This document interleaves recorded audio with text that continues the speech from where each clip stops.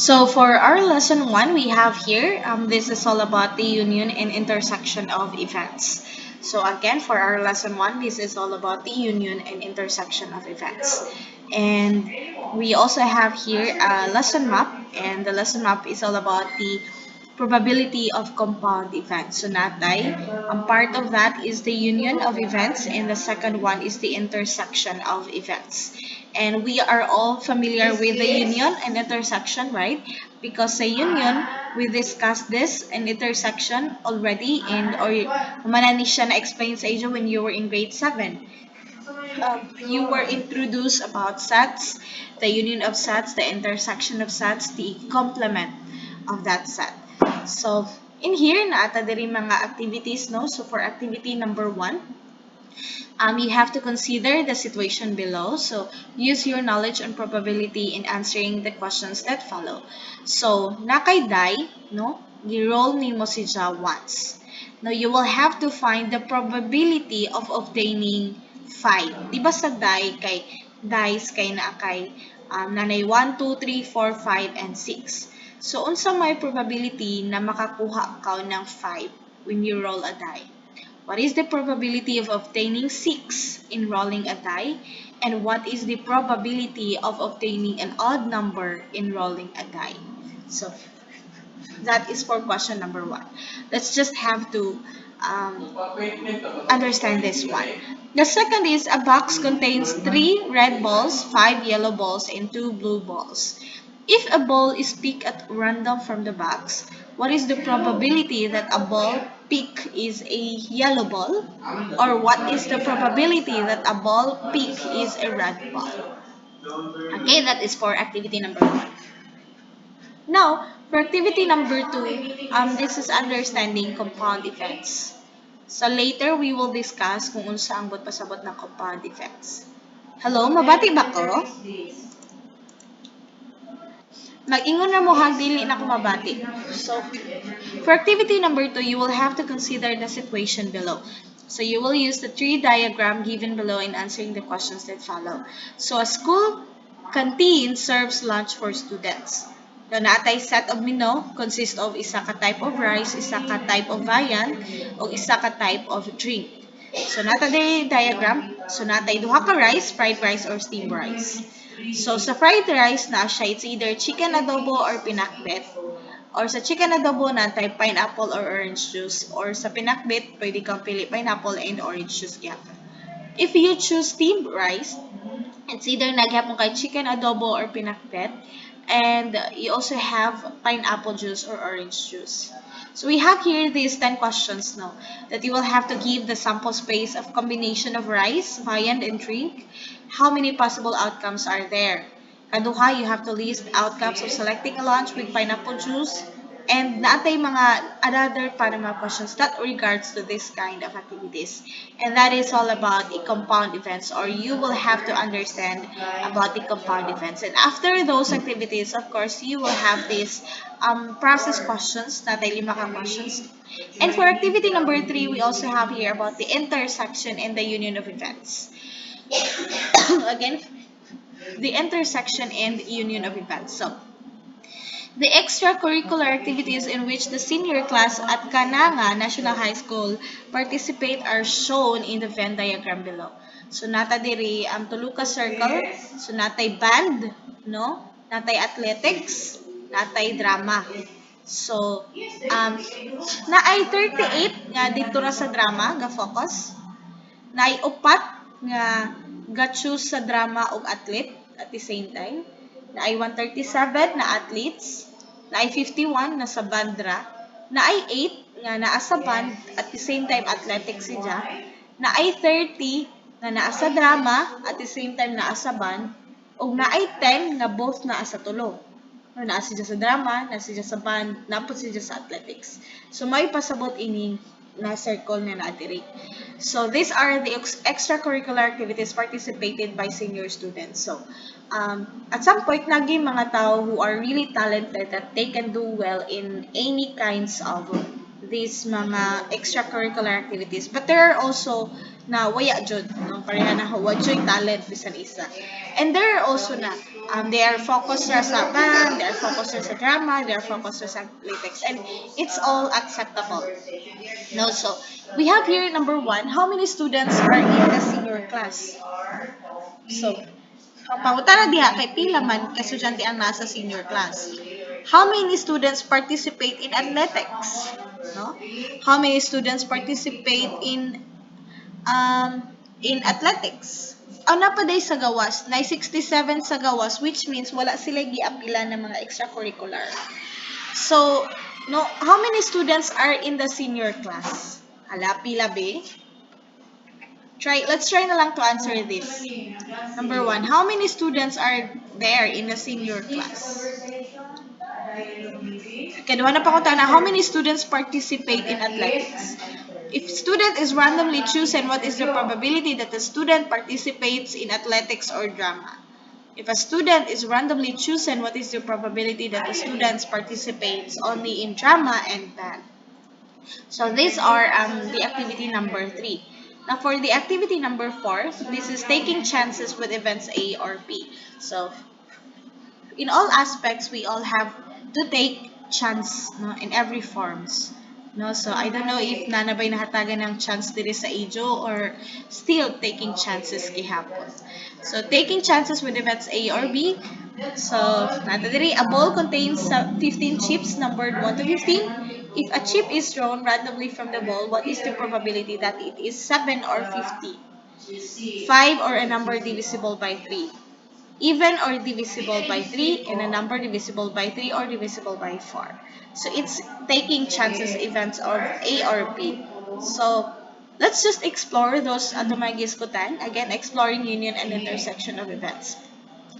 So itong activity number 1, nahaw gisulti ka itong nag-roll ta ng dice, that will help you recall your knowledge of probability of simple events.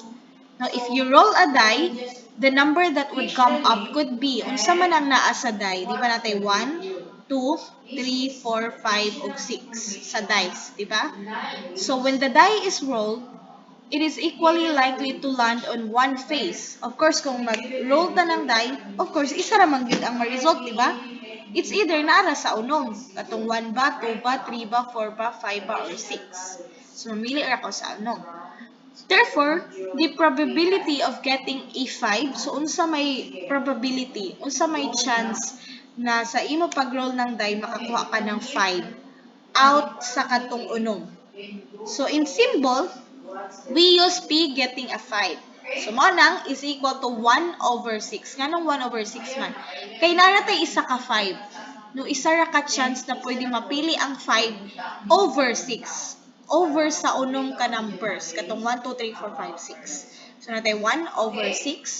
And always remember that 1 over 6 is the probability that any of the faces shows up. So if, unsa may probability if makakuha ka ng 1? So still 1 over 6. Unsay probability na makakuha ka ng 4? Still 1 over 6. Diba? Kay naratay isa ka 4 over unom. Right? So that is the probability. Now, activities such as rolling a die, tossing a coin, or randomly choosing a ball from a box which could be repeated over and over again and which have well-defined results are called experiments. So, experiments ting mga kan. So, like for example, in tossing a coin. So, sa coin, ang probably mga results nato is head and tail, right? So, unsa man ang probability na makakuha ta ng tail sa coin? Hello? Unsa ang probability na makakuha ta ng tail sa coin? That is 1 over 2. Nganong 1 over 2 man? Pila ka result ang naata duha? Head or tail. So, mo na nga tibutang si denominator. Natatay duha ka result. Now, in getting a head, no, naratay isa ka head.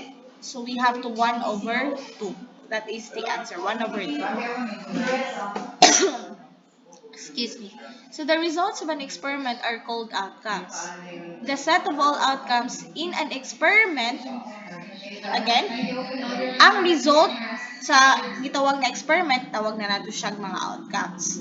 The set of all outcomes in an experiment is called a sample space. So tanan na mga outcomes nga naa is gitawag nato siya sample space. An event is just a subset of the sample space. Again, ang event is just a subset of the sample space. So simple events, consider we roll a die, no? So getting a number 5 is called a simple event, kay Saraman. Getting a 6 is also a simple event. But what about event of getting an odd number? No, what if no ato pangitawon ang event sa getting an odd number? So sa rolling a die, pila man ka odd ang naata? Or pila man ka numbers nga odd dito? Hello? Ako estudyante ba? Pila man ang nasa odd or pila man ang mga odd na numbers na naa sa die? Tulo. Sige, tulo. Anong tulo man natay? 1, 3, and 5. So, natay tulo. Sakto? So, kung natay tulo, that is 3 over 6. Sakto? Nganong 6 man kay natay unom ka possible na outcomes. So, 3 over 6, that is just equal to 1 half. Correct, Dili?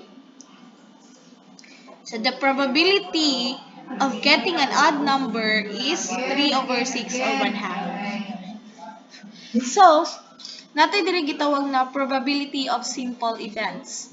If each of the outcomes in the sample space is equally likely to occur, then the probability of an event E, denoted as P of E, is given by.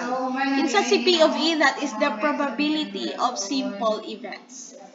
Okay? Or the probability of an event E.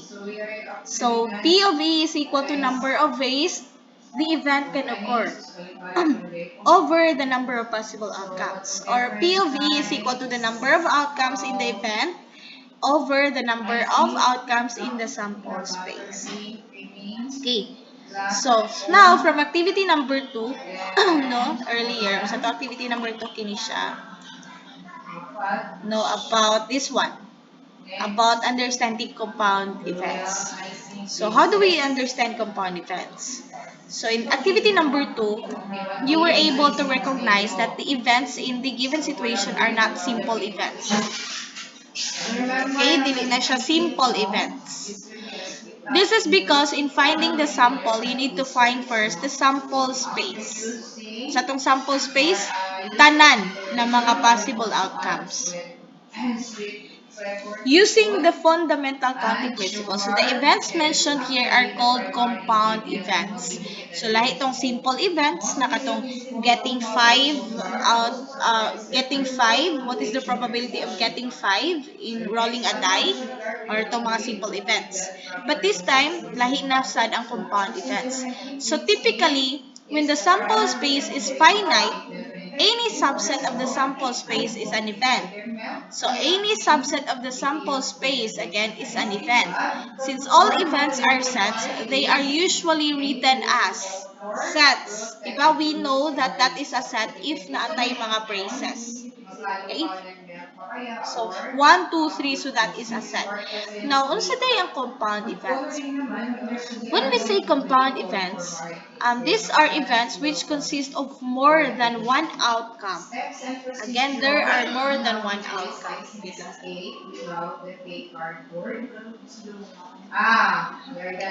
Again, makonsider nato na compound events siya if these events which consist of more than one outcome. Again, more than one outcome. So, a compound event consists of two or more simple events. Ang simple event is it's just consists of one event. Okay? But if it's compound, it consists of two or more simple events. So, for example, now in finding the probability of getting a 6 and a 1, again,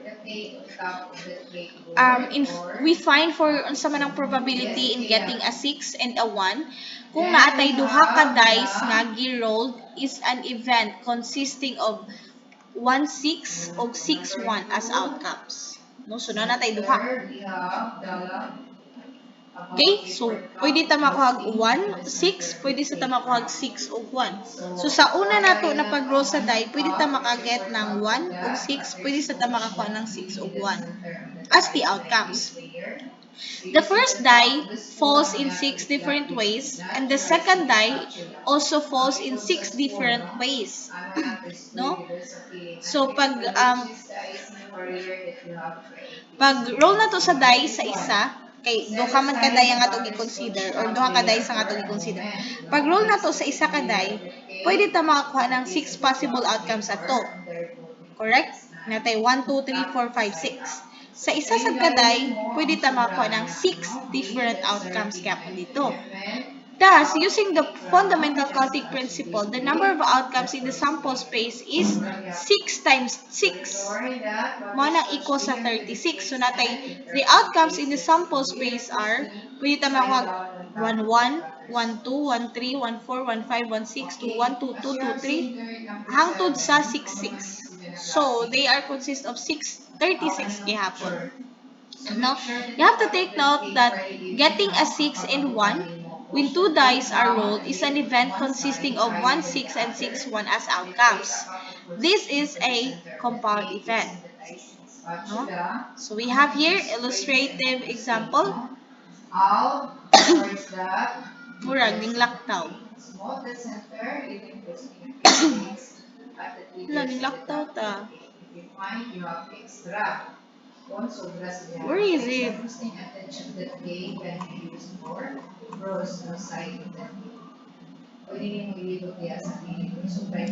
Ah, okay. So that is actually a compound event. So going back here, so nata diri example na sad for moto sa compound events ha. Now for activity number 3, no, that is all about the intersection and union of events. So if you can still recall when you were in grade 7, we discussed or na-discuss na natako na yung about the union and intersection of events. Now in here, nata diri, no, Venn diagram below shows the probabilities of grade 10 students joining the either soccer or basketball. So this is B as the basketball and this S is stands for soccer. So nata diri ang mga points, no? So use the Venn diagram to find the probabilities of P of B. Okay, unsa man ang probability ng B, unsa ang probability ng S or the soccer, unsa ang probability ng B intersection S, probability of the basketball union S, and probability of basketball complement intersection soccer complement. So again, um, balik ta, sa Venn diagram daw, naatay na puyo ka students na nag-join sa either soccer or basketball. They can join both in soccer and basketball. Pwede sa soccer pwede sa basketball Now, in here, ato ra si Jatan Awon, from the Venn diagram, no, ang probability of that person or that student is just taking the basketball team or the soccer team alone. So, to further understand the above problem, we have to read the discussion of the solution. So, actually, the diagram does not show or represent the entire sample space for B and S. What is shown are the probabilities. So, to find for the probabilities of the basketball, no, na sa puyo ka students, no, pila man ang probability na adto siya sa basketball. So we will add the probability that only B occurs to the probability that B and S occur to get 0.4 plus 0.3 is equal to 0.7. So the probability of basketball is equal to 0.7. So we have here actually the probability 0.4 and 0.3. So nata diri nanatay daan given diri natay 0.4 sa ang probability ng napuyo ka estudyante na naa sa basketball is 0.4. Okay? 0.4. Ang sa soccer alone is 0.2. Ang gaapil sa basketball sa nang sa soccer is 0.3. Ang katong mga estudyante nga waya gi-appeal sa basketball o soccer is 0.1. Now, if we will find for the probability of that only B occurs is that nganong gi-add man nato si 0.4 o 0.3 because naara man gyapon siya sa team ng basketball. Ang isa ga focuser sa basketball si 0.4, si 0.3 is both sa basketball o soccer. So that's why we have to add 0.4 to 0.3. That becomes 0.7. So that is our probability that only B occurs. That is 0.7. Now same with the sa P of S, we just have to add 0.2 and 0.3. So that is 0.5. Now, if we are in the intersection of B and S, no, that is only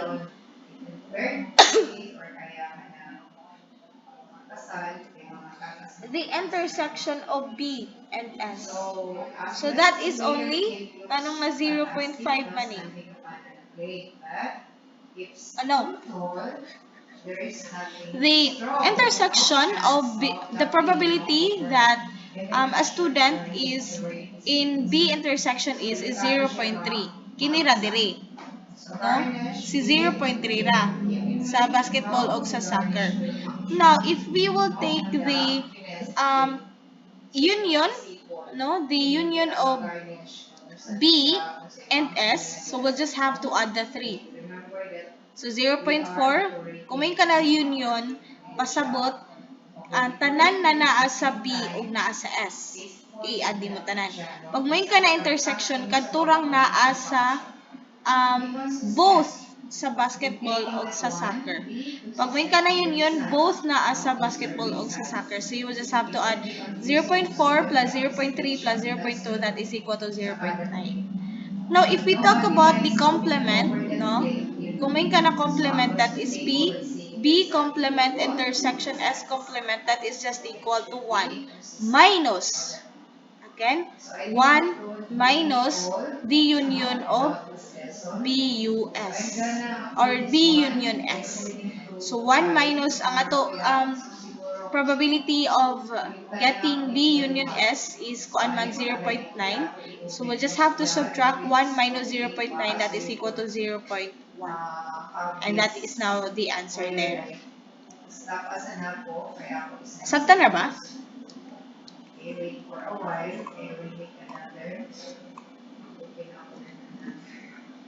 Okay, now let's go on to the complement of an event. So the complement of an event is the set of all outcomes that are not in the event. Okay? Again, the set of all outcomes that are not in the event. Like for example, later na lang. So this means that if the probability of an event A is P of A, then the probability that the event would not occur also called the complementary event. So we have this formula na 1 minus P of A, denoted by P A complement. So again, if we will be looking for the complement of the A, you'll just have this kind of formula that PA complement is just equal to 1 minus PA. So same with sa letter E kagaina, that we are getting for the complement of B intersection S, that is just equal to 1 minus B union S. Okay, so the complement of an event E is the set of all the outcomes which are not in E. Again, kung moingon ta na complement sa E, like for example, pasabot, complement ng naa sa E is kadtong mga butang na wala sa E. Or wala na to nakita sa E. Pero naa sa kini. Okay, that is the complement. Like for example, naatay 7 katao sa basketball, napotay 8 katao sa soccer. Na kuminta complement of B, that means katong mga butang na wala sa B. Nang pasabot sa complement. And together, the event and its complement make all possible outcomes. So consider item E on this page. So we have here P, B complement, intersection S complement. can be determined by finding the part of the diagram where everything outside of B overlaps with everything outside of S. It is the region outside of both circles, and that probability is 0.1. Another way to think of this is this one. Anyways, I'm wala kan man di ay. So, diha sa lang tataman ha. Kay koan. Gigutom na ako pag-adya. Sige, so it's already 10:51 man, so we'll just have to discuss again about the complement of an event up to this one. So please remind me na diri ta nag-end sa complement ha. Balik ko na to pa explain na complement. Di na ako makahunaw nagtarong kay gutom na radyo. So that's it for this